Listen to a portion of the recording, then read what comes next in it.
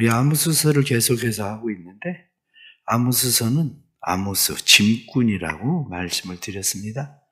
이 짐꾼인 아모스, 원래 유다 땅의 사람입니다. 그런데 북왕국 이스라엘에 가서 내가 하나님의 말씀을, 내 말을 전해라. 그래서 아모스 선지자가 북왕국 이스라엘에 가서 하나님의 말씀을 전하죠. 하나님의 말씀을 전할 때에 주변 국가들에 대해서 쭉 이야기를 합니다. 주변 국가들에 대해서 이야기하면서 봐라, 서너 가지 죄, 그들의 죄가 가득 찼다. 그들도 하나님의 심판을 받게 될 거다. 다시 말하면 내 심판을 받게 될 거다. 그리고 말씀을 하십니다. 그것뿐만이 아니라 그들만 죄가 가득한가? 너희는 괜찮은가? 너희는 깨끗한가?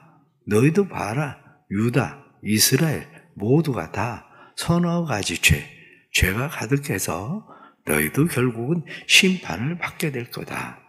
그러면서 너희에게 내려질 심판이 뭐냐? 이렇게 이야기할 때 너희에게 내려지는 심판은 내가 너희들을 쓸어버릴 수밖에 없다. 하나님께서 그렇게 말씀을 하는 거죠. 그러기 위해서 내가 너희들에게 재앙을 보낼 거다. 기근도 보내고 불도 보내고 하나님께서 여러 가지 재앙들에 대해서 쭉 이야기를 하십니다. 그런데 오늘 성경에 나타난 말씀을 통해서 우리가 깨닫고자 하는 것은 병든 사람은 진단이 필요합니다. 진단은 받아들이든지 받아들이지 않든지 그것은 본인에게 달려 있어요. 그런데 진단하는 자가 누구냐? 한마디로 돌팔이 의사한테 진단을 받으면 망합니다. 그런데 좋은 의사가 당신 암입니다. 그럼 내가 무슨 암이냐? 나 밥도 잘 먹고 잠도 잘 자고 나 운동도 열심히 하고 나 건강해서 괜찮다. 이렇게 이야기할 수도 있어요. 당신 고혈압이다. 나 괜찮다. 나 아무 이상도 없다. 그렇게 얘기할 수도 있습니다. 그런데 진단을 받았을 때에 진단을 받은 사람이 제가 암이에요? 그럼 어떻게 해야 되나요? 고혈압? 그럼 제가 어떻게 하죠? 그러면 고지혈증부터 낮춰라. 그리고 혈압을 낮추기 위해서 운동을 해야 된다. 그리고 급격스럽게 차가운데 추운데 이 급격스러운 그런 온도의 변화는 조심해야 된다. 이게 이제 뭐냐? 처방이죠. 그러니까 신앙생활도 마찬가지입니다. 신앙생활도 하나님께서 우리에게 말씀하시는 말씀에 대해서 진단이죠. 하나님께서 내게 말씀할 때에 그 진단을 잘 받아들일 수 있는가? 이거예요. 우리에게 성경이 가장 기본적인 진단은 모든 사람은 죄인이다. 그게 진단이에요. 그러니까 모든 사람이 죄를 범하였음에 하나님의 영광에 이르지 못하더니 이게 진단입니다. 진단은 뭐냐? 죄의 삭은 사망이다. 그럼 모든 인간은 죄인이고 죄인인 인간은 사망에 빠지게 되었다. 이게 하나님께서 말씀하시는 진단이죠. 그럼 처방은 뭐냐? 바로 그거예요. 처방은 뭐냐? 이렇게 이야기할 때 하나님 세상을 이처럼 사랑하사 독생자를 주셨으니 누구든지 저를 믿으면 멸망하지 않는다. 바로 그거거든요. 모세가 광야에서 뱀을 든 것처럼 인자도 들려야 하리니 이렇게 말씀하시면서 누구든지 그를 믿으면 사망에서 생명으로 옮겨졌다. 심판에 이르지 않는다. 이게 바로 처방이란 말이죠. 그러면 처방을 받아들이는 자세, 바로 오늘 성경 아모스 5장에 나타나는 것은 처방입니다. 처방. 아모스 9장에 나타나는 것은 회복. 그래서 처방과 회복 이렇게 이야기하는데 하나님께서 우리에게 처방하시는 처방에 대해서 오늘은 말씀을 드리려고 그래요. 우리가 하나님의 진노, 하나님의 심판 그것으로부터 면하려면 어떻게 해야 되느냐? 하나님께서 말씀하시는 것에 대해서 우리가 처방은 어떻게 해야 되느냐 이렇게 이야기할 때 오늘 성경 말씀 4절 말씀을 다 같이 다시 한번 보겠습니다. 다 같이 4절 말씀 시작. 여호와께서 이스라엘 족속에게 이와 같이 말씀하시기를 너희는 나를 찾으라 그리하면 살리라. 나를 찾으라 그러면 살리라. 무슨 말씀입니까? 하나님 열심히 찾는다는 게 무엇을 의미할까요? 하나님을 열심히 찾는다는 게 하나님 왜 찾습니까? 하나님을 찾는 이유는 만나려고 찾는 거죠. 만남. 너 날 만나면 네가 살 거야. 그 얘기하는 거죠. 만남. 우리는 하나님을 만나고 있나? 그런데 이스라엘 백성들이 하나님을 만난다고 열심을 내고 있어요. 그런데 하나님 보실 때는 너 그렇게 해서 나 못 만나. 이렇게 얘기하시는 거죠. 왜냐하면 오늘 성경 본문에 바로 밑에 있는 5절 말씀을 같이 보겠습니다. 5절 말씀 다 같이 시작. 베델을 찾지 말며 길갈로 들어가지 말며 브엘세바로도 나가지 말라. 길갈은 반드시 사로잡히겠고 베델은 비참하게 될 것임이라 하셨나니. 자, 그 뒤로 넘어가서 말씀을 우리가 21절, 22절 말씀 봅니다. 21절, 22절 다 같이 시작. 내가 너희의 절기들을 미워하여 멸시하며 너희의 성회들을 기뻐하지 아니하나니 너희가 내게 번제와 소제를 드릴지라도 내가 받지 아니할 것이요 너희의 살진 희생의 화목제도 내가 돌아보지 아니하리라. 아멘. 사람들이 열심히 기도합니다. 열심히 예배를 드립니다. 그런데 열심히 기도하고 열심히 예배하는 것 같은데 교회 와서 예배를 드린다고 하나님을 만나나요? 예배를 드려도 졸고 있는데 어떻게 하나님을 만나요? 예배를 드려도 잠을 자고 있는데 예배를 드려도 딴 생각이 가득해 있는데 어떻게 하나님을 만납니까? 다른 사람이 볼 땐 예배를 드리면서 하나님을 만나는 것 같죠? 근데 하나님은 그렇게 해서 못 만나. 너 기도 열심히 한다고? 근데 나 못 만날걸? 그 얘기 아시죠? 오늘 성경이 대표적으로 말씀하고 있는 것이 5절 말씀에 베델을 찾지 말며 그렇게 이야기합니다. 지금 베델, 길갈 그리고 이 말씀하고 있는 브엘세바 이 말씀들이 다 무엇을 말씀하고 있느냐면 너 그곳에 가서 날 만난다고 얘기하지만 다 우상이야. 그 얘기하고 있는 거죠. 베델이라고 하는 것이 어떤 곳입니까? 베델이라고 하는 것은 열왕기상 12장에 나타난 말씀 보면 하나님께서 여로보암에게 나라를 떼어서 줘요. 그러니까 나라를 떼어서 여로보암에게 주고 나니까 여로보암이 마음 가운데 이스라엘 내 백성들이 예루살렘에 가서 자꾸 예배를 드리는데 예루살렘에 가서 예배를 드리는 이 사람들 못 가게 해야 되겠네. 공연이 왔다 갔다 하다가 마음 그쪽으로 쏠리는 거 아니야? 이렇게 생각하니까 단과 베델에다가 금송아지를 세워버렸어요. 단과 베델에 금송아지를 세우고 절기들도 전부 바꿨어요. 절기들도 바꾼 것뿐만 아니라 제사장들도 일반 평민들을 데려다가 제사장으로 세웠어요. 모든 것을 다 누구 마음대로 바꿨냐?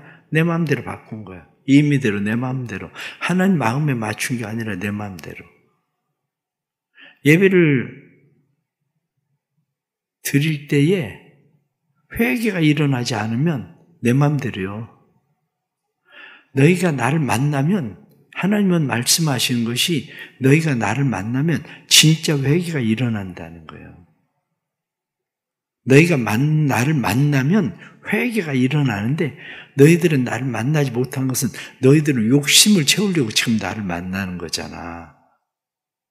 그렇기 때문에 너희가 베델로 가도 나를 찾는 게 아니야. 길갈로 가도 나를 찾는 게 아니야. 브엘세바로 가도 나를 찾는 게 아니야. 그러니 너희는 나를 만날 수가 없어. 그 얘기하는 거죠. 하나님을 찾는다는 것은 하나님께 돌아와서 하나님을 만나고 삶을 돌이키는 회개가 일어나는 것. 그것을 하나님을 만난다. 그렇게 이야기합니다. 종종 교회 와서 주일날 교인들이 예배를 드리기 위해서 교회 나오는 것을 보면서 솔직하게 의심이 들어가는 일들은 있습니다. 항상 지각하는데 저 사람이 하나님을 만날까? 난 솔직하게 별로 안 믿습니다. 바빠서 무슨 일이 있어서 지각할 수도 있죠. 차가 밀려서. 요즘 뭐 차가 예상 없이 밀리기도 하니까. 정기적으로 그냥 항상 늦는데 그 사람이 과연 하나님을 만날까? 별로 안 믿어, 솔직하게. 그 사람은 왜 하나님에게 자기를 맞추려고 온 게 아니라 하나님을 나한테 맞춰보려고 내가 요구하는 것을 하나님이 이루어 주기를 위해서 온 사람이기 때문에 하나님 만날 일 별로 없습니다. 찾는다는 게 뭐냐? 찾는다는 것은 만남이에요, 만남. 기도라는 게 뭔데요? 기도도 만남이에요. 통성으로 부르짖어, 어제 낮에 말씀을 드렸잖아요. 부르짖어서만 하나님을 꼭 만나는 건 아니에요. 부르짖어서 만나는 사람도 있고 하나님과 대화하면서 속삭이면서 만나는 사람도 있고 말이 필요 없는 기도도 있고 그런 겁니다. 만남이에요. 만남. 회복의 방법은 첫째, 나를 찾아라. 그 얘기는 너 나 만나야 문제가 해결되지 나 만나지 않으면 문제 해결 안 돼. 그 얘기하고 있는 거예요. 너 나한테 막 땡깡 부리고 막 때를 쓰고 뭐 막 해달라고 막 그거 꼭 해줘야 된다고 얘기하는데 너 그거 네 욕심 채우는 우상이야. 그렇게 해서 나 못 만나. 그 얘기하고 있는 거예요. 그 이야기. 그 다음에 두 번째 14절 말씀에 보면 다 같이 14절 다시 봅니다. 다 같이 14절과 15절 말씀을 보겠습니다. 다 같이 시작. 너희는 살려면 선을 구하고 악을 구하지 말지어다. 만군의 하나님 여호와께서 너희의 말과 같이 너희와 함께 하시리라. 너희는 악을 미워하고 선을 사랑하며 성문에서 정의를 세울지어다. 만군의 하나님 여호와께서 혹시 요셉의 남은 자를 불쌍히 여기시리라. 아멘. 처방이 뭐냐? 선을 구하고 악을 구하지 말라. 선을 구하고 악을 구하지 말라. 그것을 다른 말로 이야기하면 초월. 그렇게 이야기합니다. 초월. 초월이라고 하는 것은 어떻게 이루어지냐면 만남과 그 다음에 접촉이에요. 접촉. 이 접촉한다고 하는 이 초월이라고 하는 것은 무슨 얘기냐면 초월은 여러분 어떻습니까? 때로는 신비주의 이렇게 이야기하죠. 신비주의라고 얘기하는 것은 나를 초월할 때 신비가 일어나지 나를 초월하지 않고는 신비가 일어나지 않습니다. 내 이성을 초월할 때 신비가 일어나는 거지. 내 과학적인 사고를 초월할 때 신비가 일어나는 거지. 그런데 그 신비는 바로 이런 거예요. 물이 한강이 흐릅니다. 한강이 흐르는데 지류들이 이렇게 한강으로 끼어들죠. 작은 하천들이. 그래서 이런 하천들이 끼어들면 그 하천은 무엇에 휩쓸려 갑니까? 한강이 그냥 흡수돼서 휩쓸려 가버려요. 한강이. 초월이라는 건 바로 그런 거예요. 초월은 나라고 하는 존재가 하나님과 접촉이 되면 어마어마하게 큰 그 하나님에 의해서 휩쓸려 가는 거예요. 악이라는 게 뭡니까? 악이라고 하는 것은 부패했다는 거예요. 보기에 좋지 않다는 거예요. 그래서 악이라고 하는 것은 하나님 보시기에 좋지 않은 거. 그런데 하나님 보시기에 좋지 않은 것이 언제 하나님 앞에 보기에 좋은 성경에 나타난 너희는 살려면 선을 구하고 선을 구하려고 내가 선을 구한다고 해서 되지 않아요.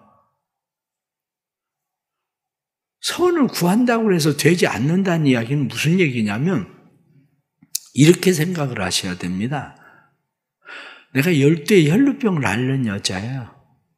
내가 나를 고쳐보려고 많은 의사들을 찾았어요. 그리고 이런저런 처방들을 막 해요. 그런데 낫질 않아. 그런데 마음 가운데 예수님의 옷자락만 만져도 나을 것 같아.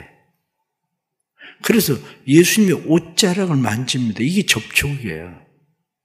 접촉이 되니까 내 악이 사라지고 예수 그리스도의 그 선이 내 안에 흘러버리는 거예요.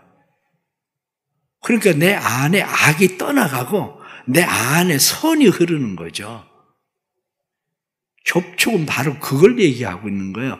내가 하나님과의 접촉이 생길 때에 비로소 내 안에 악이 제거되는 거지, 내가 아무리 선하게 착하게 살아보려고 열심을 낸다고 해서 되는 문제가 아니에요. 착하게 살아보지 않습니까? 노력하지 않아요? 그런데 왜 안 됩니까? 성경은 한 가지로 얘기하거든요. 성령 받아야 된다는 거거든요.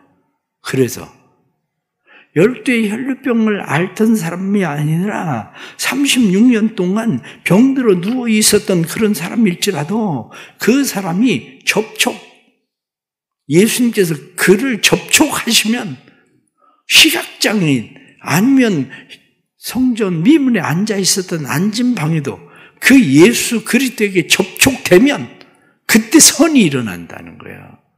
우리 안에 성령을 받아야 진짜 선이 일어나는 거지, 성령 받지 않고 내가 열심히 노력하고 아니 나 조금 착해진 것 같다, 그게 선이 아니라는 거예요. 성경이 말씀하고 있는 건 너희가 살려면 선을 구하고 악을 구하지 말지어다 이렇게 말할 때에 진짜 내 안에 선이 이루어지는 것은 그분이 내 안에 들어와서 접촉되어질 때에 그분의 선이 우리에게 이루어지는 거죠. 사는 방법은 다른 거 없습니다. 성령 받아야 돼요. 사는 방법은 하나님 내 안에 들어오셔야 돼요. 하나님이 내 삶의 주권자가 되셔야, 그래야 비로소 우리가 살게 되는 은혜가 일어나는 거죠. 그래서 오늘 성경에 나타난 말씀 가운데에 5장의 말씀 중에 12절 말씀 한번 보십시오. 12절, 자, 12절 다 같이 시작. 너희의 허물이 많고 죄악이 무거움을 내가 아노라. 너희는 의인을 학대하며 뇌물을 받고 성문에서 가난한 자를 억울하게 하는 자로다. 그렇습니다. 내가 그렇게 살아가는데 변하고 싶어요. 종종 제가 얘기하잖아요. 교도소에 있는 사람이 20년 담배를 안 피웠으면 담배를 못 피운 겁니까? 끊은 겁니까? 끊은 게 아니라 그건 못 피운 거라니까요. 교도소에서 문 나오자마자 그 사람 담배 핍니다. 마찬가지로 우리 안에 어떤 우리의 의지를 가지고 우리가 무엇을 행하고 있는 것처럼 생각하지만 하나님과의 접촉이 없으면 해결되지 않습니다. 그래서 처방은 접촉이에요. 접촉. 그 다음에 세 번째 24절 말씀, 다시 말씀을 함께 봅니다. 다시 24절 다 같이 시작. 오직 정의를 물같이 공의를 마르지 않는 강같이 흐르게 할지어다. 아멘. 그것을 보고 우리는 변화라고 얘기합니다. 변화. 접촉을 해서 괜찮아졌어요. 혈루증도 낫고 38년 된 병자가 병도 낫고 시각장애인이 눈도 뜨고 나면서 안진뱅이 된 사람이 나면서부터 안진뱅이 되었다가 일어나 걷기도 합니다. 변화된 것 같죠? 그게 진짜 변화인가요? 그건 진짜 변화가 아니에요. 시각장애인 된 사람이 눈이 떠졌습니다. 눈이 떠지고 나니까 그동안 보이지 않으니까 다른 사람 주는 대로만 먹었어요. 근데 그 다음부터 맛있게 보이는 게 너무 많은 거야. 그래서 먹고 싶은 것들을 도둑질하기 시작했어. 변화입니까? 변화가 아니라는 거예요. 변화가. 안진병이 된 사람이 늘 얻어먹고만 살았잖아요. 뭘 할 수가 없으니까. 그때 당시에 휠체어가 있는 것도 아니고. 그런데 늘 구걸하고 얻어먹고 살던 사람이 이제 다리가 나섰어요. 그 다음부터는 도로 다니면서 구걸해. 저는 성전 미문에 앉아서 그냥 앉혀놓은 자리에서 그냥 앉아서 구걸을 했는데 이제는 돌아다니면서 구걸을 해. 변합니까? 변화가 아니라는 거예요. 그거는. 진짜 변화를 성경은 무엇라고 이야기하느냐? 정의를 물같이, 공의를 마르지 않는 강같이 흐르게 해라. 흐르게 하는 삶이에요. 내가 나에게 채우던 삶이 아니라 흐르게 하는 삶. 우리가 이야기할 때 뭐라고 이야기하느냐? 사랑 없는 정의는 무자비하다. 사람들은 정의를 구해라 이렇게 말하고 있으니까 정의에 대해서 이야기할 때 사랑 없는 정의를 실현합니다. 그럼 세상은 무자비해지는 거예요. 사랑 없는 정의가 무자비하니까 사람들은 정의 없는 사랑을 행해요. 정의 없는 사랑을 뭐라고 이야기하느냐? 정의 없는 사랑은 무력하다. 정의가 없는 사랑은 무력합니다. 힘을 쓰지 못해요. 계속 줄 수는 있을지 모르지만 그를 무력하게 만들어요. 집에서 자녀들 어떻습니까? 집에서 자녀들에게 책망 없는 사랑만 실현해 보세요. 그러면 그 자식은 무력한 자식이 돼버릴 거예요. 그 자식은. 그런데 사랑 없는 정의를 실현해 보세요. 그러면 무자비해질 겁니다. 기죽어서 아무것도 못할 겁니다. 바로 오늘 성경에 나타나는 변화라는 것은 그걸 얘기하고 있는 거예요. 변화. 변화는 뭐냐? 변화는 하나님의 은혜가 내게 들어왔을 때에 들어온 하나님의 은혜가 나만 가득 채우는 삶이 아니라 들어온 하나님의 은혜가 흘러가는 거예요. 흘러가는 거. 오늘 성경에 나타난 말씀에 7절 말씀을 보십시오. 7절. 자, 7절 말씀 다 같이 시작.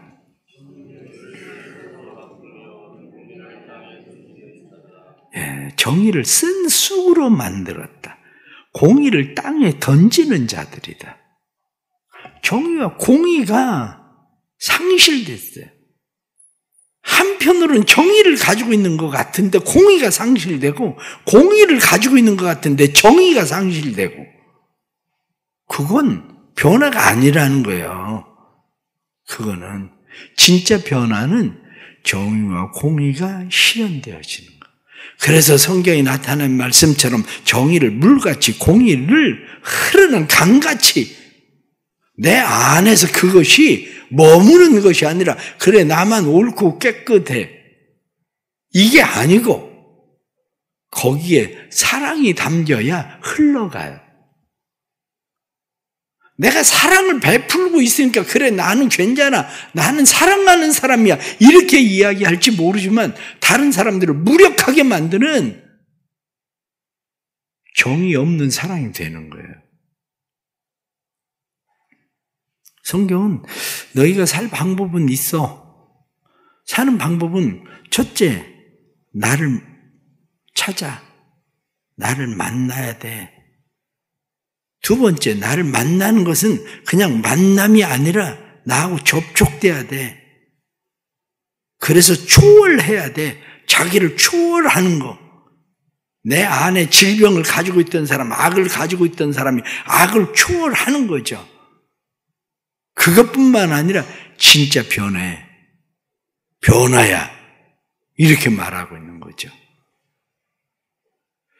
그렇습니다. 아모스 선지자가 이스라엘 백성들에게 하는 이야기가 바로 그거예요. 살고 싶니? 살고 싶으면 나를 찾아. 살고 싶니? 살고 싶으면 악을 버리고 선을 행해. 살고 싶니? 정의를, 공의를 흘려보내. 그러면 살 거야. 그 얘기하고 있는 거죠.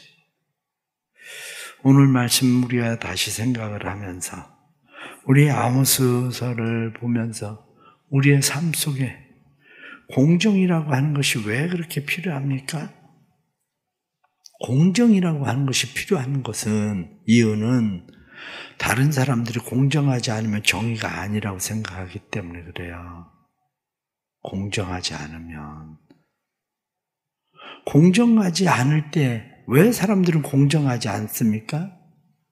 내가 사랑을만 가지고 편애를 하기 때문에 공정하지 않은 거예요. 사랑을 가지고 편애를 하니까. 그러기에 오늘 주시는 하나님의 말씀 생각하면서 우리의 삶에 진정한 변화의 삶이 일어나서 사는 은혜가 나타나기를 간절히 바랍니다. 기도하겠습니다. 하나님 아버지 감사합니다. 또 귀한 은혜 주셔서 또 오늘 말씀 듣게 하시니 감사합니다. 하나님의 은혜로 저희들은 살아갑니다. 그러나 수시로 저희들은 망각합니다. 하나님의 은혜를 잊어버리고 마치 우리의 힘으로 사는 것처럼 착각할 때가 많습니다. 그러나 하나님은 우리에게 말씀하시기를 너희가 살고 싶니? 너희가 살고 싶다면 나를 찾아라. 너희가 살고 싶다면 악을 버리고 선을 행해라. 너희가 살고 싶다면 정의와 공의가 물같이 강같이 흐르게 하라 하고 말씀한 것처럼 우리의 삶에 놀라운 하나님의 만남, 접촉, 그리고 변화가 일어나는 삶이 되게 하여 주옵소서. 성령의 역사가 없이는 우리의 힘만으로는 우리가 변할 수 없습니다. 주님 도와주셔서 성령의 능력으로 변할 수 있도록 은혜 베풀어 주옵소서. 하나님 앞에 사랑하는 교회가 믿음으로 행하게 하시고 믿음의 역사가 일어나는 교회 되게 하셔서 우리 교회가 사해 바다처럼 모든 것을 우리 안에 가두는 교회가 아니라 흘려보내는 교회 되게 하시고 흘려보낼 줄 아는 축복의 성도들이 되도록 은혜 베풀어 주옵소서. 하나님 앞에 감사하며 10의 1조 헌금을 드리고 또한 2월 한 달도 은혜로 지켜주시고 보호하신 하나님의 은혜 감사하며 3월을 하나님 앞에 맡기고 믿음으로 기도하며 감사의 예물을 드립니다. 또한 하나님 앞에 구제 헌금을 드리고 하나님 앞에 일체한 번제 예물 드립니다. 믿음의 손길들마다 주께서 복에 복을 더하시고 은혜에 은혜를 더하셔서 하나님의 은혜에 풍성한 삶을 누릴 수 있도록 성령님 역사하여 주옵소서. 3월도 교회 행해야 될 모든 일들, 가정들마다 행해야 될 모든 일들, 하나님의 때를 따라 돕는 은혜가 온전히 나타나는 믿음의 가정 되도록 축복해 주옵소서. 지금은 우리 주 예수 그리스도의 은혜와 아버지 하나님의 그 놀라우신 사랑하심과 성령의 감화 감동 교통하시며 충만하심이 3월 한 달도 교회가 부흥케 하시고 부흥하는 교회가 하나님의 주신 은혜의 복을 흘려보내는 교회 되게 하시고 성도들의 가정마다 믿음으로 계획하는 일들 믿음의 아름다움 형통함이 이루어지게 하시기를 간절히 축원하옵나이다. 아멘.